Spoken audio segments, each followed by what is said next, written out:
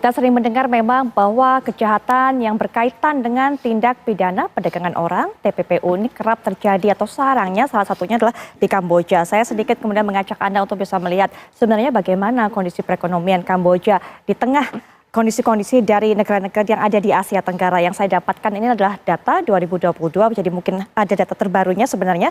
Nah, Kamboja ini ada di peringkat 9 dari atau berdasarkan GDP per kapita. Kamboja ini 23,55 juta. Per kapitanya ada di peringkat 9 dari 11 negara. Artinya 3 terendah, 3 terbawah. Kamboja nomor 9, kemudian 10 Timur Leste, dan juga 11 yang terakhir adalah Myanmar. Tapi kemudian seperti apa yang terjadi di Kamboja sebenarnya? Karena sering sekali kita mendengar kasus yang terkait TPPU, sudah saya singgung, terjadi di sana, Pak. Saya sempat ke Kamboja ya, bulan November tahun lalu ya. Kita melihat bagaimana masyarakat Kamboja ya. Saya sulit membedakan loh, apakah itu aparatur negara ataukah sipil yang berpakaian seragam. Mungkin juga saudara kita tadi mengatakan tentara, tapi tanpa memahami identitas kepangkatan ataupun emblem-emblem dari mereka yang menggunakan pakaian itu ya. Berpakaiannya mirip antara sipil dengan tentara, Pak? Saya aja sulit membedakan. Oke. Ya. Jadi kan mereka baru bebas perang kan, dan suasana militansi itu sangat tinggi. Kemudian Ibu tadi benar mengatakan tingkat kesejahteraan mereka termasuk bawah di level ASEAN ya, dibandingkan dengan ASEAN 5. Di antara sesama negara di Indochina tersebut memang ada persaingan ya ekonomi. Kamboja, Laos, Myanmar, Vietnam, puncaknya sumbu utamanya itu Vietnam ya. Dan di antara negara-negara yang kecil tersebut ada harapan untuk naik secara mendadak. Kalau kita berada di Kamboja, itu kita bisa melihat shopping center yang luar biasa. Tidak kalah dengan ada di sini. Kemudian juga restoran-restoran yang bisa melihat langsung ke pantai, restoran-restoran yang juga bisa melihat ke sisi luar kota, itu benar-benar suasananya yang sangat sangat luar biasa ya. Dan tentunya pada saat yang sama pertumbuhan ekonomi kan tidak berarti terjadi proses kesejahteraan yang merata kan. Di dalam hal ini ada kemungkinan pemerintahnya lengah sehingga tanpa sadar membiarkan lembaga-lembaga tertentu bergerak di luar tugas pokok mereka. Untuk hal ini saya pikir kita harus telusuri secara mendalam ya. Nah, sejauh mana kemudian pemerintah kita punya hak untuk menelusuri itu? Karena ini terkait juga dengan pemerintah internal di sana. Kalau menggunakan jalur formal, kita memang mengandalkan bagaimana analisis dari kedutaan besar kita di Kamboja. Kemudian juga kita bisa mengandalkan sumber-sumber referensi yang terbuka maupun tertutup, misalnya dari PBB, dari NGO, dari kelompok-kelompok anti pemerintah. Itu kan harus disintesakan dengan sangat baik oleh negara Indonesia ya. Dan baru setelah informasi itu sahih dan terverifikasi, kemudian juga didukung juga oleh kerjasama intelijen kita dan negara-negara lain, seperti negara yang lebih maju ekonominya, lebih maju tingkat teknologinya, baru kita bisa punya keyakinan bahwa kita harus berurusan dengan pemerintah Kamboja ini dengan jalur yang tidak biasa.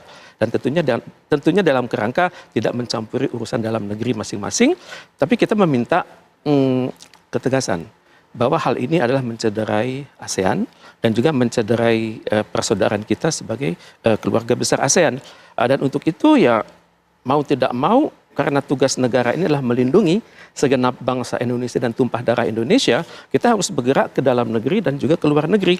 Ke luar negeri itu harus kelihatan bahwa Indonesia ini memiliki intelligence awareness yang sangat tinggi. Kita tahu apa yang terjadi di lingkungan luar kita dan apa yang mereka lakukan langsung ataupun tidak langsung terhadap diri kita. Di dalam negeri tentunya kita harus mengupayakan peranan Badan Koordinasi Intelijen yang lebih baik.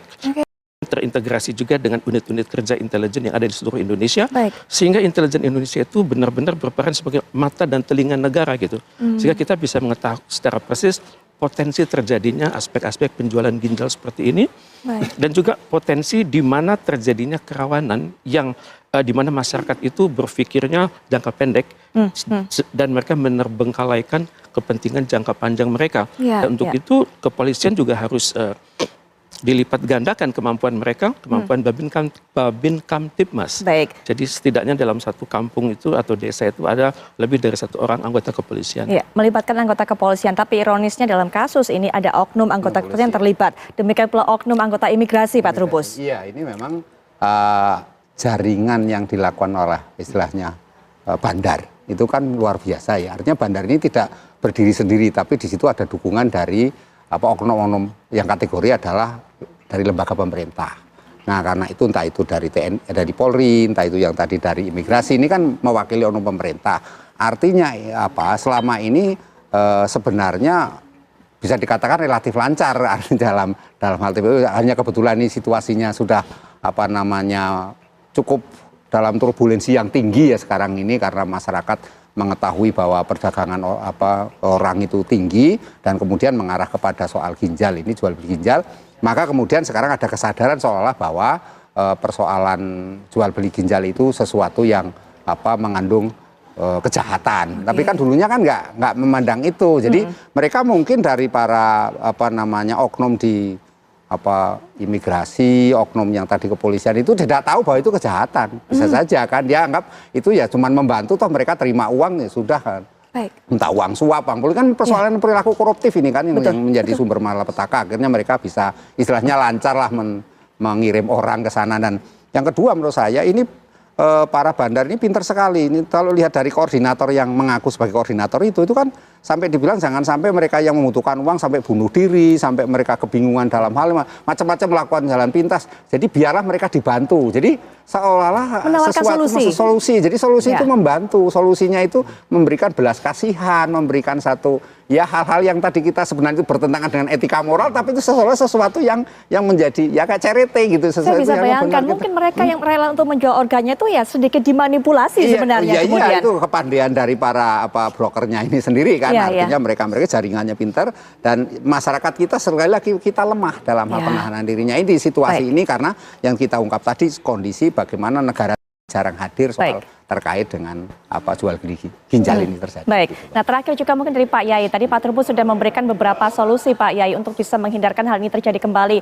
Kontrol dari media sosial. Kemudian pihak pemerintah harus mengawasi ini dan juga menyediakan lapangan kerja. Pak Reza juga tadi meningkatkan adanya atau berikan saran meningkatkan adanya upaya dari pihak kepolisian menjaga Babin Kaptipmas. Nah, satu lagi mungkin Pak Yai, peran dari ulama di masing-masing daerah untuk bisa memberikan ilmunya ataupun juga mengawasi apa yang ada dilakukan oleh masyarakat di sekitar itu untuk bisa menjaga agar masyarakat tersebut tidak nekat mengambil jalan pintas walaupun di tengah kebutuhan ekonomi yang sulit, Pak Yai. Ya, yang pertama dari aspek nilai, baik itu aspek nilai yang ada dalam ajaran Islam maupun aspek nilai yang ada pada kemanusiaan, tidak ada yang bisa membenarkan orang yang menjual organ tubuhnya kepada orang lain, karena itu membahayakan diri sendiri. Yang kedua, dari aspek keagamaan saya pikir sudah tidak bisa dibenarkan, karena itu memang bukan barang dagangan. Oleh karena itu yang bisa kita lakukan, selain kita memberikan nilai-nilai yang baik, tadi adalah peran negara, karena peran negara adalah mengikat. Kalau peran kita adalah bisa memantapkan percaya diri kepada anak bangsa ini, bahwa rezeki ada yang mengatur adalah Allah Subhanahu wa Ta'ala. Bagi yang beragama Islam, tentu agama-agama lain pasti ada nilai kepasrahan kepada Tuhan Yang Maha Esa, di mana mereka harus berusaha dan yakin kita masing-masing ada rezekinya. Hanya cara upaya saja. Oleh karena itu jalan pintas yang melangkahi nilai-nilai kemanusiaan itu bukan tambah baik tapi tambah suram. Berkenaan dengan itu, uang yang dipakai itu tidak seberapa dibanding nanti dengan pengobatan yang harus dia keluarkan. Kalau dia keluarkan sendiri dengan penyakit yang akan menimpa, umumnya dalam umur yang lebih panjang, tetapi tubuhnya penuh dengan penyakit karena memang lemahnya, hilangnya organ tubuh yang vital tadi seperti ginjal, dia akan lebih banyak mengeluarkan dana. Kalau itu ditanggung oleh negara, maka negara akan lebih banyak kerugian. Jadi di sisi mudarat kepada pribadi penjual, mudarat kepada negara itu sudah jelas nyata. Oleh karena itu hanya kepusingan atau kesuntuan dari sekian banyak permasalahan yang dialami oleh masyarakat kita sehingga mereka ketidaktahuan bahwa itu akan bahaya besar. Yang kedua adalah jalan pintas karena masalah yang menimpa pada mereka. Ini butuh literasi dan butuh penyadaran pada masyarakat, sosialisasi. Yang dulu dianggap tidak bahaya mungkin baru sampaikan bahwa ini adalah bahaya. Yang dulu mungkin menganggap ini bukan bagian dari kejahatan, bagian dari kriminal, dianggap karena sukarela. Itu harus dipahamkan bahwa ini karena orang tidak mengerti sehingga dia rela untuk dijual, atau karena dia terpaksa hingga menjual. Maka jangan sampai menggunakan keterpaksaan orang lain, orang yang kesulitan sehingga memanfaatkan dan membahayakan kepada dia dan juga mendatangkan masalah kepada dirinya dan juga kepada kehidupan bangsa.